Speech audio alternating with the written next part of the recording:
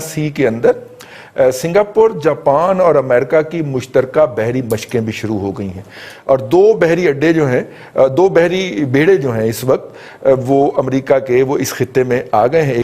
अब तक की इस खित्ते की सबसे अहम खबर यह है कि चाइना और इंडिया जिनके दरमियान गुज़िश्ता कई हफ्तों से एक टेंशन की कैफियत तारी थी, अब वहाँ पे डिसंगेजमेंट शुरू हो गई है। आईबाल टू आईबाल जो उनके आन पर्सनल बैठे हुए थे वो पीछे हटेंगे। अब सिलसिला ये है कि ये चाइना की पोजीशन थी, ये इंडिया की पोजीशन थी। चाइना अपनी पोजीशन से अंदर आया है और इंडिया उसे रोकने के लिए आगे गया है। और क्या इंडिया यहाँ से वापस अपने उस पॉइंट पे चले जाएगा? नो। और ये कॉमन एरिया जिसमें दोनों फोर्सेस जो हैं वो पेट्रोल किया करती थी वो छोड़ दिया जाएगा। ये वो सारी डिटेल हैं जो कि जिसके आने का हम मुंतज़र हैं। ज़ाहिर है इंडिया की तरफ से ही आएंगी, चाइना की तरफ से तो वहाँ पे तो रजीम जो है वहाँ पे इस तरह का कोई तकल्लुफ़ नहीं किया जाता। इसके ऊपर बात करेंगे और साथ में अगर इसको कपल कर लें, इसके साथ क्लब कर लें कि इस वक्त साउथ चाइना सी के अंदर सिंगापुर, जापान और अमेरिका की मुश्तरका बहरी मशकें भी शुरू हो गई हैं और दो बहरी अड्डे जो हैं, दो बहरी बेड़े जो हैं इस वक्त वो अमेरिका के वो इस खित्ते में आ गए हैं। एक ताइवान में है, एक इन मशकों में शरीक है। तो क्या चाइना ने अपना एक महाज बंद करने की कोशिश की है? ये वो अहम सवाल है जो हम अपने पैनलिस्ट से की तरफ लेके जाएंगे। बरगेरी साहब से शुरू करते हैं।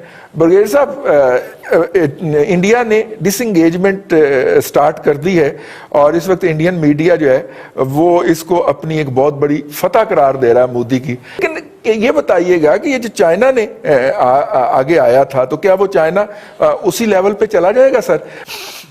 मेरा ख्याल है रज़ साहब कि ये जो इंडिया और चाइना का तनाज़ा है ये अगर इतना फौरी नौयत का होता और इतनी जल्दी हल होने वाला होता तो शायद इसका जवाब हम ये दे सकते थे कि जी इनके दरमियान मसला हल हो गया।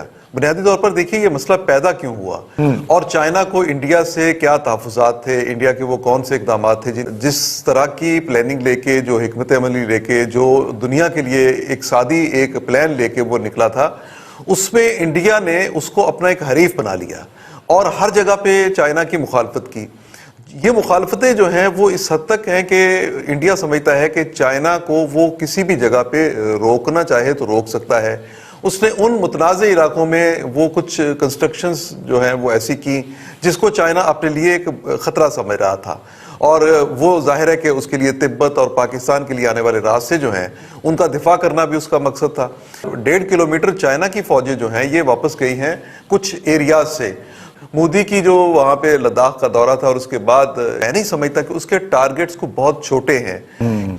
दूसरी बात यह है कि ये जो अमेरिका का और जापान का और सिंगापुर का और ये जो कंट्रीज साउथ चाइना सी में हैं, ये अमेरिका ने बेसिकली, देखिए ट्रंप ने ये शुरू कहाँ से किया, उन्होंने ये जो अपना कोरोना वायरस वाला इशू था इस पे आके तो चाइना के खिलाफ एक्शन लेने की उन्होंने ऐलान कर दिया। ये इंडिया को एक ऐसी सपोर्ट थी जो इंडिया अपने लिए ख्वाब की तरह देख रहा था। अब इंडिया को अगर वो सपोर्ट मिली है तो चाइना मेरे ख्याल के मुताबिक एक बेहतर हिकमत अमली के तहत इंडिया को ये मौका फराहम नहीं करेगा। और दूसरी बात यह है कि चाइना के अपने जो मुफादात हैं उसमें चाइना के साथ, इंडिया के साथ जो उनकी ट्रेड है ये उन्होंने ज़ाय नहीं होने देनी। जो उन्होंने सरमायाकारी की है उसको ज़ाय नहीं होने देना। चाइना ने देखिए इंडिया के साथ अपनी ट्रेड को, जो उनका टारगेट था 200 अरब डॉलर तक था, 200 बिलियन डॉलर, वो वहां तक उन्होंने उसको लेके जाना था। दो तरफा इंडिया में उस पर चाइना का बाइकाट करने की बातें हो रही थी। मुमताज भट्टी साहब, आपने भी पानी शानी पी लिया, ताज़ा दम हो गए। ये जो इस वक्त डिसंगेजमेंट है हुई है और या होना शुरू हुई है, वो पंजाबी का एक मुहावरा है ना, डिगा खोती तो गुस्सा कम्यार थे। ये कहीं एलओसी वगैरह गर्म तो नहीं होने जा रही भट्टी साहब? मेरा मतलब है आप उधर से डिसंगेजमेंट करके अपना गुस्सा जो है वो इंडियन हम पे उतारने आ जाए। रिजवान साहब, आप अपने प्रोग्रामों के निकालें क्लिप जब इनकी ये कैजुअलिटीज हुई हैं, तसादम हुआ है चाइना और इंडिया का।